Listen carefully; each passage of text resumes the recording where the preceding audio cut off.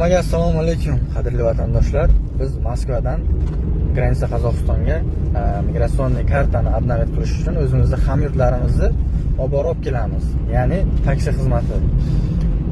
Oxirgi paytlar bizga ko'p beriladigan savol, reyestrga tushganlar Granitsaga borib kelyaptimi? Kirib chiqsa bo'ladimi?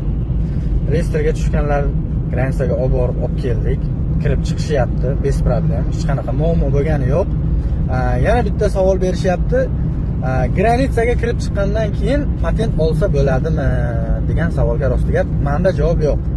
Kimda kim reyestrga tushib Granitsaga borib kelib agar patent olgan bo'lsa, iltimos shu haqida kommentariyaga yozib qo'ysalaring, hammaga foydali bo'lar edi. Granitsa bo'yicha bemalol telefon qilishlaring mumkin.